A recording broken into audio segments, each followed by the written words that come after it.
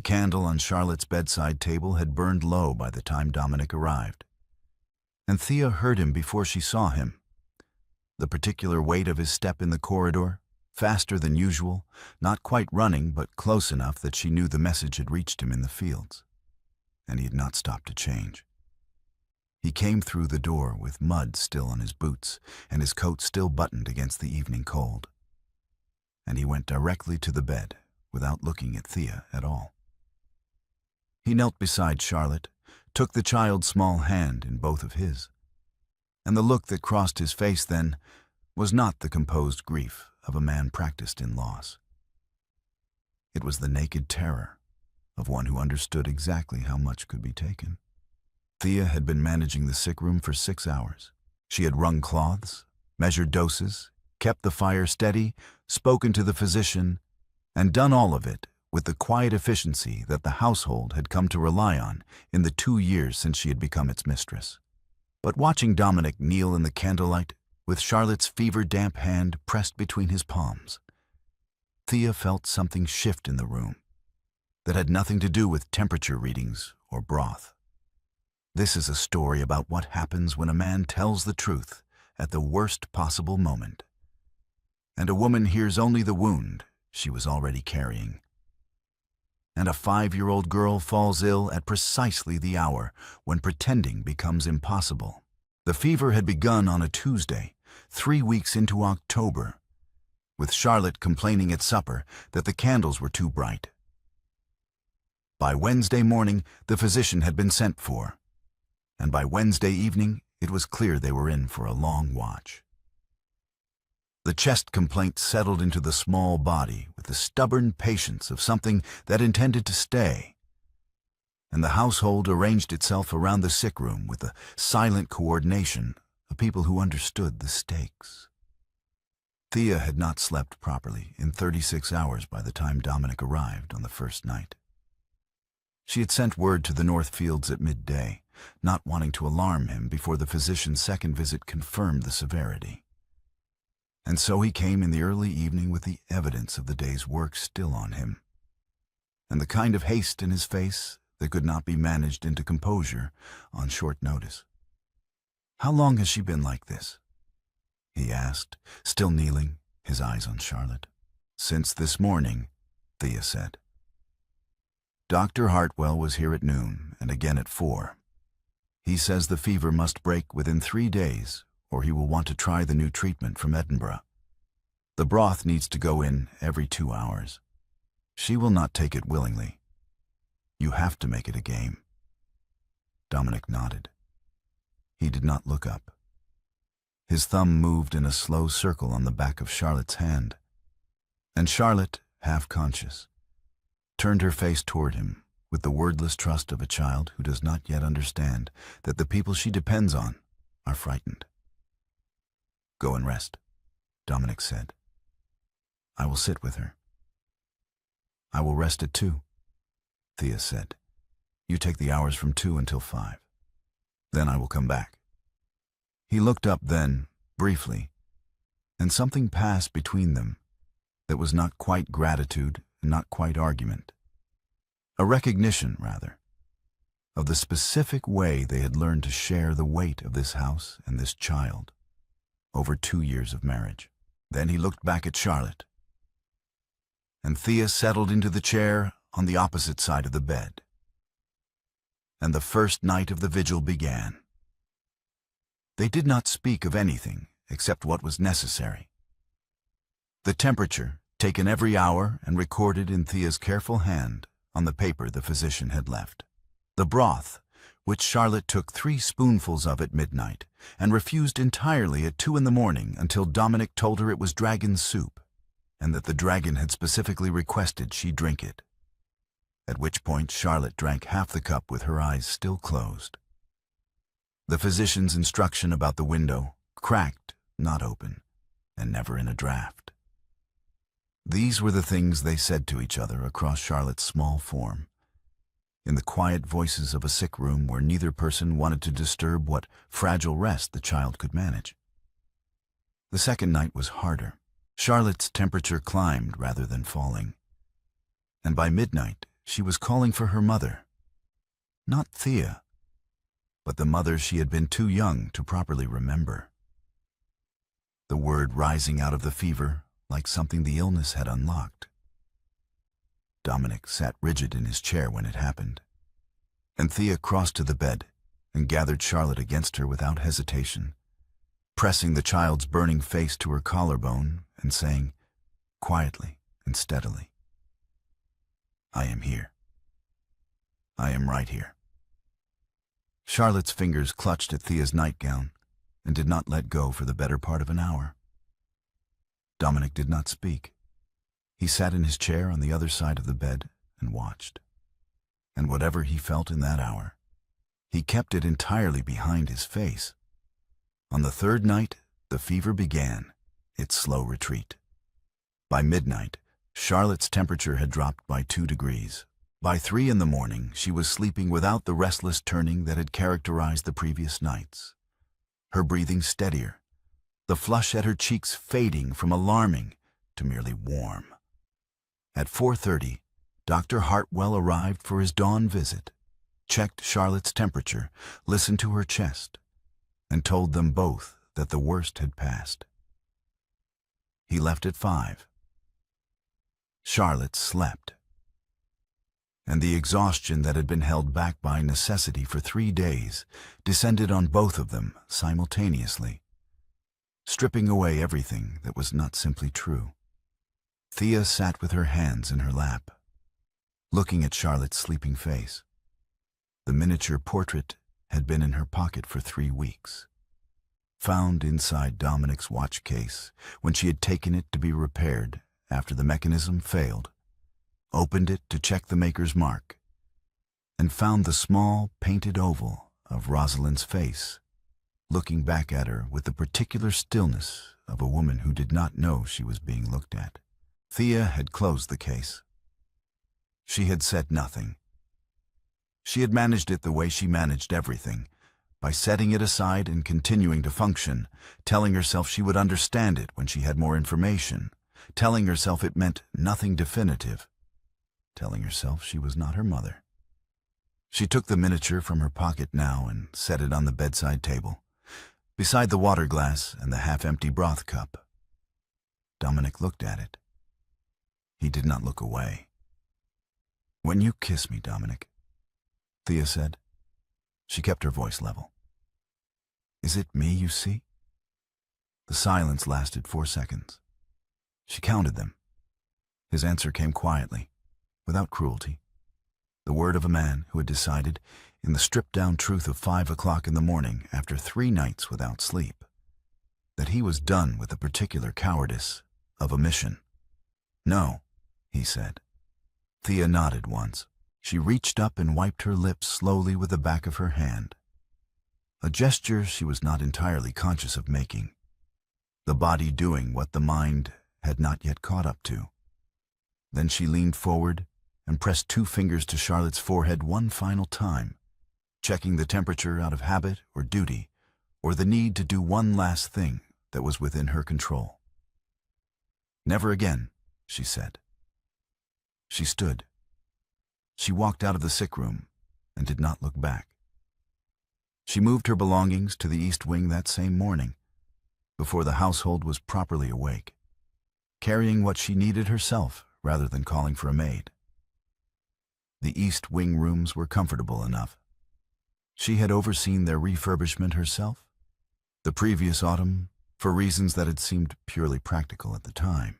She made the bed with the sheets she found in the linen press, set her writing case on the small desk by the window, and arranged her things with the methodical precision of a woman who understands that order is the only reliable comfort available at 5:30 in the morning. The household noticed. Households always do.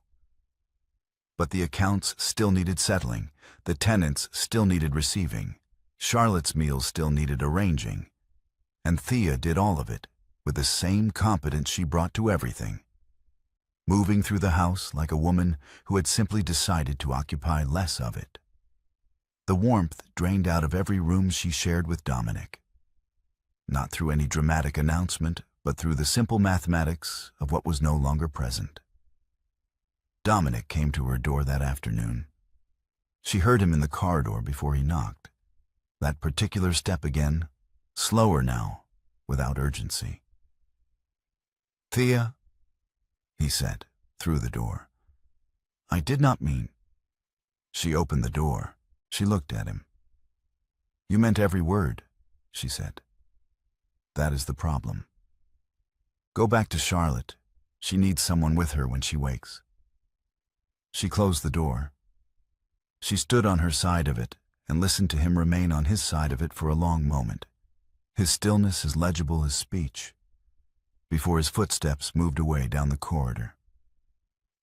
The miniature had stayed on Charlotte's bedside table. Thea had not touched it again. 3 weeks earlier, when she had opened the watch case and found Rosalind's painted face, the particular stillness that had fallen over her was not the stillness of shock, but of recognition. The cold, specific recognition of a woman who has spent her entire life watching her mother be second. Her father's first wife, Eleanor, had died of a fever when Thea was 4 years old. Eleanor's portrait had hung in the gallery at Cavendish Park for 30 years, and her mother had smiled through 30 years of comparisons she had not invited and could not refuse. Thea had sworn, at some age too young to properly understand what she was swearing, that she would never occupy that position. She had believed, when she married Dominic, that she had chosen well enough to avoid it. She had managed the miniature with the same quiet competence she brought to everything else. Set it aside, said nothing, waited for information. 3 weeks of waiting. And then Charlotte's fever had stripped the waiting away, and the truth had arrived at 5 o'clock in the morning with no warning and no softening. She was still managing it. She was managing it into the East Wing and out of their shared rooms, and through the household accounts with perfect accuracy. And she was managing it so well that she did not yet have space to notice what she had not thought to question. At breakfast, the morning after the fever broke, Charlotte sat between them at the table, pale and quieter than usual, but clearly on the mend, eating her toast with the focused attention of a child who has been ill and found hunger again. She looked from Thea's face to Dominic's face and back to Thea's, with the particular watchfulness of a 5-year-old who does not yet have words for what she is observing. "Mama," Charlotte said, "why are you not smiling at Papa?" Thea looked up from her teacup. "I am tired from the fever nights, darling. I expect I shall be tired for several days." Charlotte considered this. Then she turned to Dominic. "You should bring Mama flowers," she said. "You brought flowers when Cook was ill," and she smiled then, even when she was still poorly. Dominic looked at Charlotte with an expression that Thea did not examine. "That is very sound advice," he said. His voice was even. "Thank you." Charlotte nodded, satisfied, and returned to her toast. Thea drank her tea and said nothing at all. 4 days after the fever broke, Thea began removing Rosalind's watercolors from the morning room wall. There were 7 of them. Small, delicate studies of the estate grounds, painted during the years of the first marriage with a skill that was evident even to someone who had not known the painter. Thea had left them in place for 2 years, understanding that they were Charlotte's inheritance as much as anything else in the house, telling herself that the morning room was large enough for both wives' tastes. She began taking them down now with the same methodical precision she had applied to moving her belongings, stacking them carefully against the wall with tissue between each one to protect the surfaces. Mrs. Anstey found her there 20 minutes into the task. The housekeeper was 57, had served the household through both marriages, and had the particular quality of long-tenured domestic staff who have seen enough to know what not to say, and enough to know when not saying it becomes its own failure. She watched Thea lift the fourth watercolor from its hook. Then she spoke. "My lady," Mrs. Anstey said, "before you take those down, I want to tell you something, if I may." Thea did not stop. "Go ahead, Mrs. Anstey." "His Grace has never once asked me how the accident happened," Mrs. Anstey said. "In 5 years of service since Lady Rosalind died. Not me, not Mr. Cope, not the groom who was first on the scene, not Dr. Hartwell who attended afterward. He decided he was guilty the day it happened, and he closed the question before anyone could tell him otherwise." Thea went still. She was holding the fourth watercolor with both hands, and she held it without moving for the space of several seconds. "He never asked," she said. "Not once, my lady. In 5 years." Thea looked at the watercolor in her hands, a study of the north path in spring, the old oak visible at the bend, the light coming through the leaves in the way that painters find, and the rest of the world walks past without noticing. She did not put it back on the wall, but she set it down on the side table rather than adding it to the stack against the wall, and she stood looking at it for a moment before she moved to the fifth hook. She did not say anything else to Mrs. Anstey, but the certainty she had carried out of the sick room, the clean, architectural certainty of a woman who believes she has understood exactly what she has been told, developed its first fracture in that morning room, and the fracture was not about her own wound. It was about his. That afternoon, without quite deciding to, Thea walked to the stable. She went past the working stalls, past the horses that were exercised daily and knew her footstep, and she stopped at the stall at the far end, the one that housed Artemis, the gray mare that Dominic had given Rosalind 7 years ago, and that had not been ridden in 5 years. Artemis was in good condition, well-fed and well-groomed, the best-kept animal in the stable for reasons that had nothing to do with usefulness and everything to do with guilt. The horse looked at Thea over the stall door with the mild, uncomplicated gaze of an animal that does not understand why it has become a monument. Thea stood at the stall door for a long moment. Then she turned and walked back to the house. The following morning she returned to the stable and asked to speak with Mr. Cope. The stable master was 60 years old, built with the particular density of a man who had spent his life working with large animals, and he had served the estate since before Dominic's father had been the Duke. He met Thea in the yard, with the courtesy that long service and genuine respect produce, and he waited for her to speak first. "Mr. Cope," Thea said, "I want to ask you a specific question about the accident. When was the girth strap on Artemis's saddle last replaced before Lady Rosalind's fall?" Cope did not hesitate. He had, it seemed, been waiting for this question for some time. "Never, my lady," he said. "I requested it twice, once in the spring of that year and once in the autumn before. The old Duke refused both times. He said the leather was sound enough." Thea looked at him. "And was it?" "I checked it the morning of the accident," Cope said. "I checked it because I was not easy in my mind about it. The leather was worn through at the point where it bore the most stress. I should have refused to saddle the horse. I have thought about that every day since." He paused. "The cost of a replacement girth was 3 shillings, my lady. 3 shillings. Thea stood in the stable yard with the October air moving around her and Artemis nosing at her sleeve through the open top of the stall door, and she held the fact. The leather had failed. The old Duke's negligence, his refusal of a 3-shilling expenditure, had killed Rosalind. Not the horse Dominic had given her, not the path Dominic had suggested.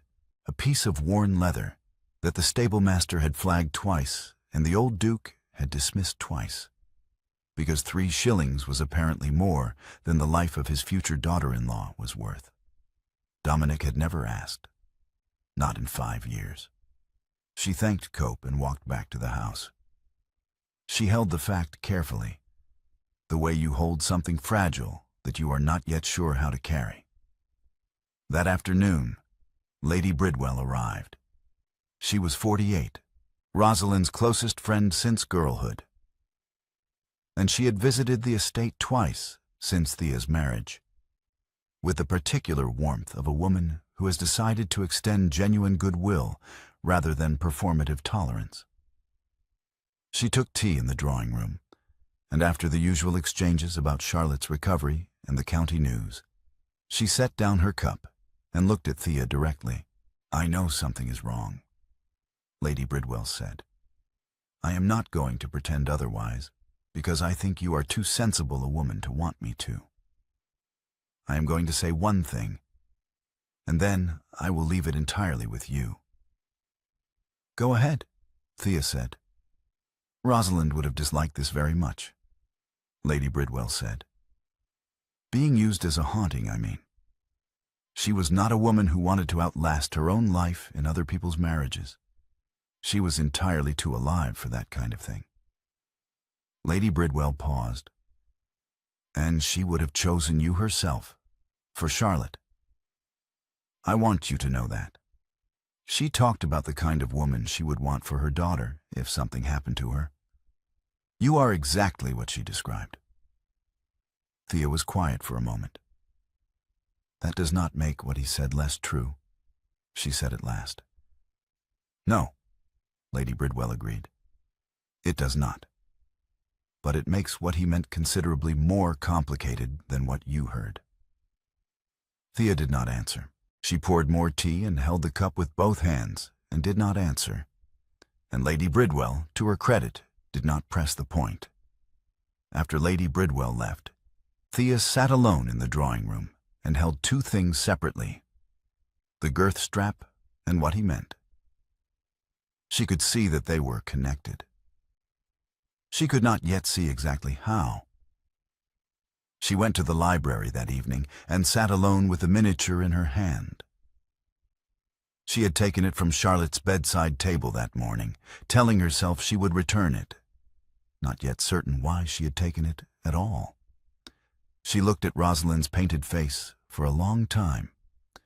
The portrait was small enough to fit in a watch case, which meant it had been commissioned for concealment rather than display, which meant something she had not previously considered. She knew now that the accident was not Dominic's fault.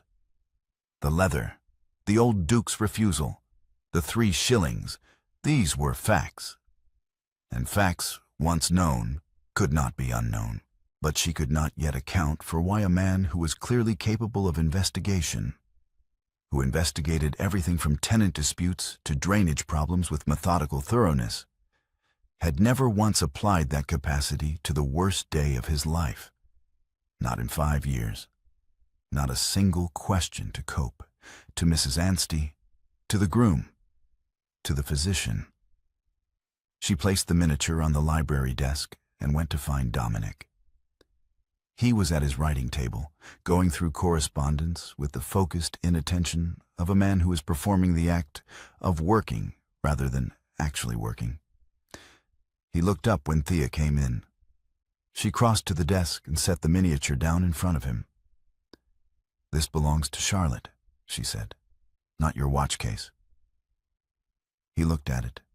Then he reached for it. Thea had not moved her hand quickly enough, and for 5 seconds their fingers rested on the same small oval of painted ivory, over Rosalind's face, neither of them speaking. Then Thea released first and stepped back and left the room. That evening, Charlotte refused most of her supper. She asked, when Thea came to say goodnight, whether she could sleep in Thea's room. Thea said yes, and settled the child in the east wing bed and sat with her until she slept. Charlotte's fingers curled around Thea's wrist with the grip of a child who is not quite sure what she is holding on to. The next morning, Charlotte pressed herself against Thea's side at the breakfast table and kept one hand on Thea's arm throughout the meal, as though physical contact were a form of reassurance she needed to continuously renew. Dominic watched from across the table. He said nothing. Mrs. Anstey found Thea in the corridor afterward. "She knows something is broken between you," Mrs. Anstey said quietly. "Children always know. They cannot say what they know, but they feel it everywhere." Thea looked at Charlotte, who was standing at the morning room door, waiting for her. Small and still in a way that 5-year-olds are not meant to be still. She understood then that her withdrawal was not costing only the husband. It was costing the child who had already lost one mother, and who was now watching the architecture of her security develop cracks she had no language for. Thea went to Dominic's study that afternoon and closed the door behind her. "I spoke with Mr. Cope yesterday morning," she said. "I asked him one question. When was the girth strap on Artemis's saddle last replaced before the accident?" She waited. "He told me it had never been replaced. He had requested it twice. Your father refused both times. The leather was worn through. He checked it himself the morning of the accident. 3 shillings, Dominic. The old Duke refused 3 shillings, and that is why Rosalind fell." Dominic had gone very still. "She fell from the horse I gave her," he said. "She fell because the girth failed," Thea said. "The horse was sound. You gave her a sound horse. Did you ever ask Cope what happened? Did you ask the groom? Did you ask anyone, at any point in 5 years, how she actually fell?" "I know how she fell," Dominic said. "You know that she fell," Thea said. "That is not the same thing. You decided what happened before anyone could tell you otherwise. Mrs. Anstey said it, and she is right. You gave Rosalind the horse and suggested the path and decided that made you responsible. And you sealed that decision shut so thoroughly that the actual cause of the accident was sitting in Cope's memory for 5 years, waiting for a question you never asked." She stopped. She made herself slow down. "I am not saying this to be cruel. I am saying it because Charlotte has stopped eating properly. She asked to sleep in my room last night. She will not let go of my hand at breakfast. I cannot keep punishing you at her expense, Dominic. We need to finish this." "You do not understand what it was like," he said. "Then explain it to me," Thea said. "Because what I understand at this moment is that you told me at 5 o'clock in the morning, after 3 days of being terrified for Charlotte, that you thought of Rosalind every time you kissed me. And I heard that as a verdict on our marriage. I heard it as my mother's story, 30 years of being compared to Eleanor, 30 years of being second. I am not certain that is what you meant. But you are going to have to tell me what you meant, because I cannot work it out on my own, and Charlotte is suffering while I try." Dominic opened his mouth. He closed it.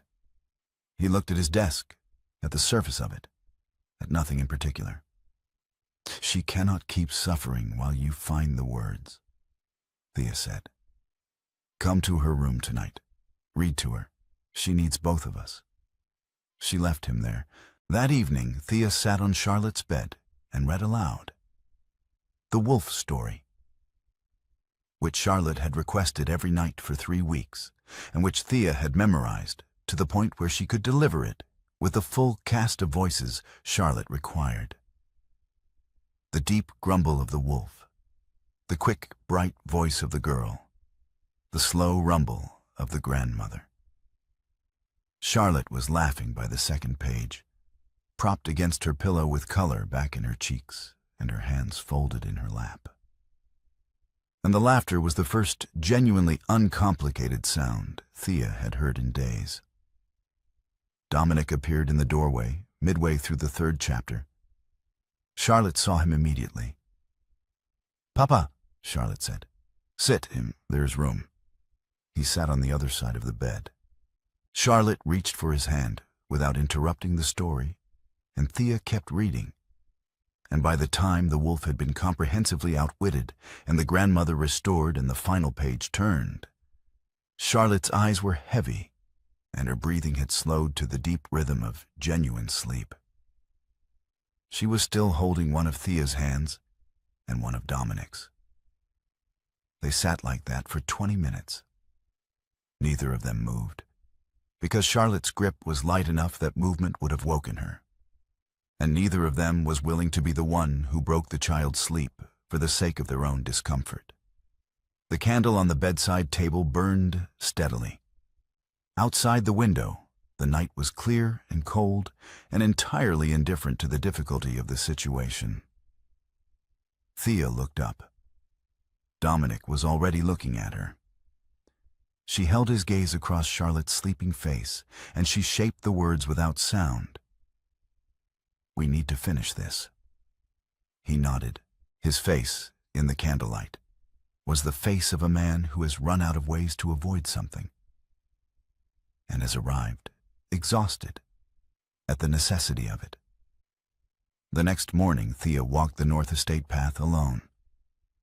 She went early, before the household was fully active, in the gray October light that made the grounds look like a painting of themselves. The path wound north from the stable yard through the pasture land and into the older part of the estate, where the trees were larger and the ground softer. And she walked it all the way to the bend where the old oak stood, the tree that appeared in Rosalind's watercolor, in the morning room, in the stack against the wall. She stood at the bend and looked at the ground, the specific depression in the track where the soil was soft, and the distance from the house was such that a fall here would have meant long minutes before anyone came. She stood there for a while. She did not perform any emotion about it.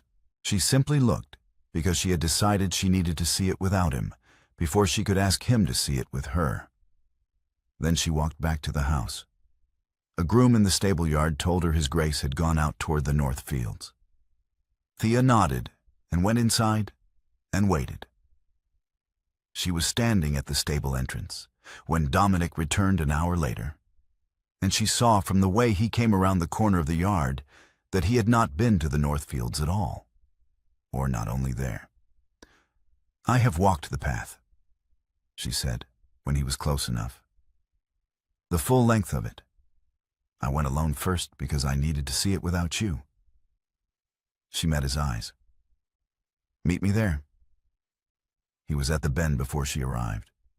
He was standing with his back to the old oak, looking at the depression in the track, and he did not turn when he heard her footsteps on the path. He turned when she stopped beside him, and his face was entirely without the careful composure he usually maintained. Not collapsed exactly, but stripped of the architecture he normally kept in place.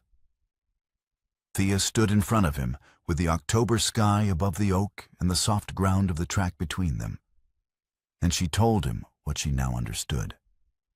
"You gave Rosalind a sound horse," she said. "You suggested a path you had ridden yourself 100 times. The leather on the girth was worn through because your father refused to spend 3 shillings on a replacement, despite the fact that Mr. Cope requested it twice and told him directly it needed doing. The accident was your father's negligence.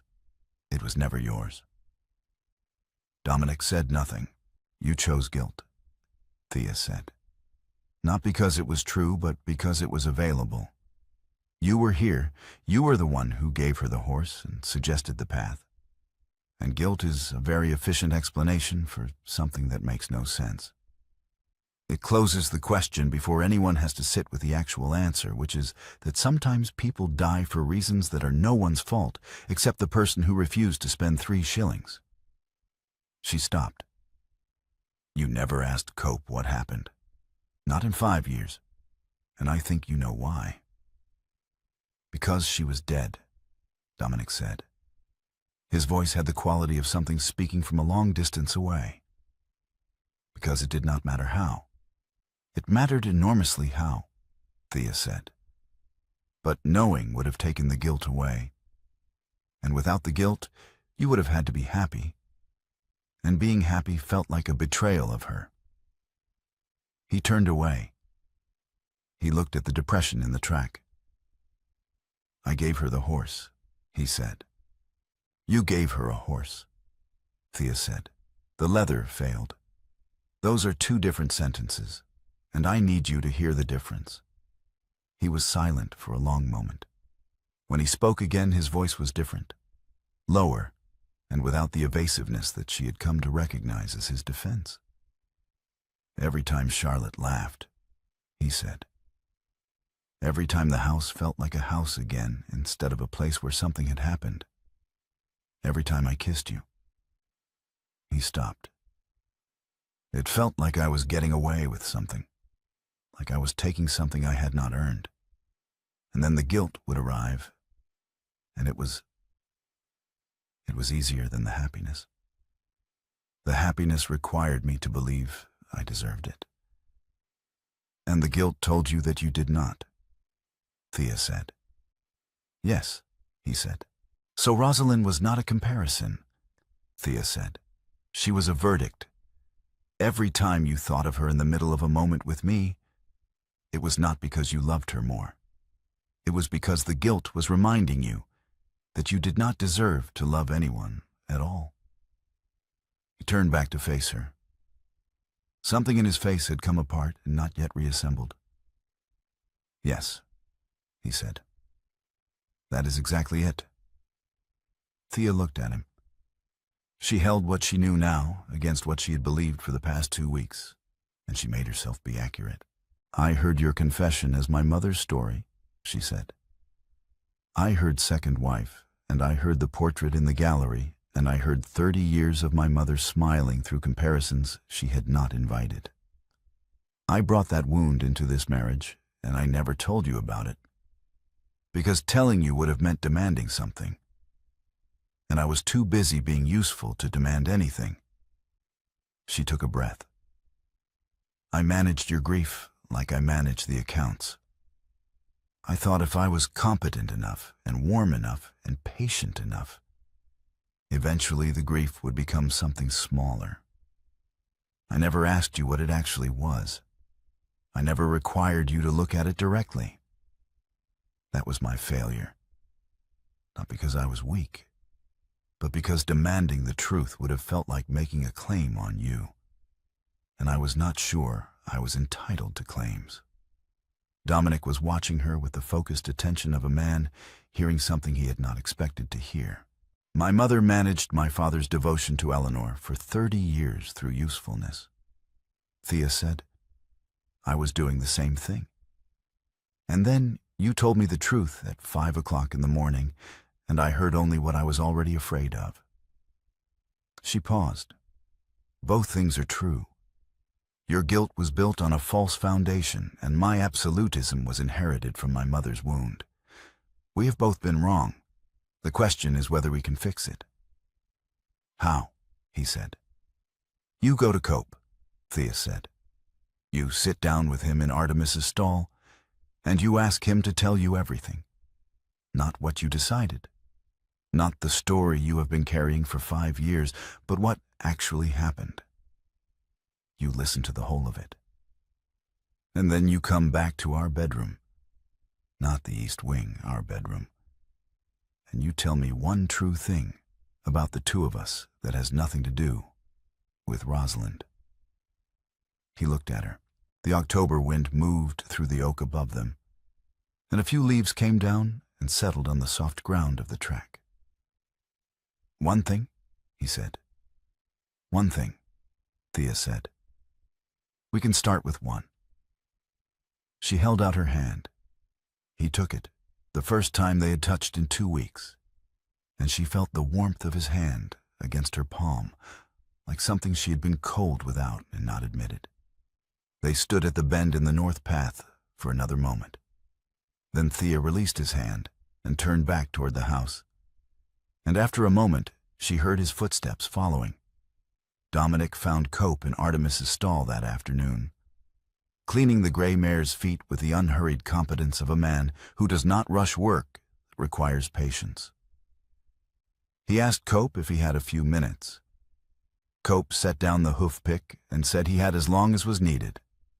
He told Dominic everything. The first request for the girth replacement, made in the spring, and the old Duke's dismissal of it. The second request, in the autumn, and the second refusal. The morning of the accident, when Cope had checked the leather himself and found it worn through to the point where he had nearly refused to saddle the horse. And then had not refused, because the old Duke was standing in the yard and Cope had been afraid of him in the particular way that long service under a difficult man produces. I checked it again after, Cope said. After they brought Lady Rosalind back. The strap had failed at exactly the point I had been worried about. If I had refused to saddle the horse that morning, she would have been alive. He paused. I have carried that for 5 years, Your Grace. But the man who made the decision that killed her was your father, not you. Dominic sat in Artemis's stall with the mare's nose resting on his shoulder and listened to all of it without speaking. When Cope finished, the room held its quiet for a long moment before Dominic spoke. I should have asked you this 5 years ago, Dominic said. Yes, Cope said. But I expect you were not ready to hear it. Dominic sat there after Cope left, in the clean straw smell of the stall, with Artemis shifting her weight beside him in the uncomplicated way of horses. And he let the 5 years of it rearrange themselves around the facts he'd just been given. The leather had failed. His father's negligence, his father's 3-shilling refusal, his father's particular brand of carelessness with the things that belonged to other people. Not the horse he had given Rosalind, not the path he had suggested, a piece of worn leather, and a man who could not be bothered to replace it. He was blameless. The knowledge sat in him strangely, not like relief, not yet, but like a weight he had been carrying so long that its absence felt like a different kind of heaviness, the heaviness of all the years it had occupied. He got up. He walked to the house, not to the east wing, to their bedroom. Thea was standing at the window when he came in, looking out at the grounds in the last of the afternoon light. She turned when she heard the door. He had prepared, on the walk from the stable, a single true thing. He had been going to say, I married you because the house stopped being silent. But standing in the doorway looking at her, he found that one thing was insufficient for the size of what he actually wanted to say, and that the inadequacy of it was suddenly very funny to him in a way he had not expected. 3 things, he said. I know you asked for one. Charlotte's wolf voice, the way she does the growl with her whole body, not just her throat. The argument with Harding about the drainage last March, when you had clearly read more on the subject than he had, and you let him figure that out himself rather than telling him. And the way you hold your teacup with both hands when you are cold, even though you are not supposed to, because it is not considered elegant. Thea looked at him. Something moved across her face that was not quite a smile and not quite tears and was entirely itself. I asked for one, she said. You have always been excessive in your requirements, he said. I was simply being accurate. She crossed the room. She took his face in her hands, both hands, the way she held the teacup. And she looked at him directly, close enough that there was no possibility of looking at anything else. Stop rehearsing, she said, and do it properly. He kissed her with his eyes open. She kept hers open. There was no ghost in the room. There was only the particular quality of late October light through the bedroom window, and the warmth of her hands on his face, and the specific, irreplaceable fact of this woman, who had investigated what he had refused to investigate, and demanded what he had refused to offer, and was still here. The miniature moved to Charlotte's bedside table that evening. Thea carried it there herself, and set it beside the water glass and the lamp. And when Charlotte asked what it was, Thea told her it was a portrait of her mother, and that it had been kept in a watch case for too long. She was very beautiful, Charlotte said, looking at it. She was, Thea said. You should be able to see her face. It should not be kept hidden. Charlotte nodded with the gravity of a 5-year-old who understands that some things are simply right. Then she reached for Thea's hand and held it until she fell asleep. In autumn, the north path was bright with the particular gold of October, and Charlotte ran ahead of them, collecting conkers with the focused intensity of a child who has found a purpose equal to her energy. She had been running ahead for 20 minutes by the time they reached the bend, her voice carrying back to them in fragments. This one, Mama, look at this one. And the old oak was exactly as it had always been, indifferent and enormous and entirely without drama.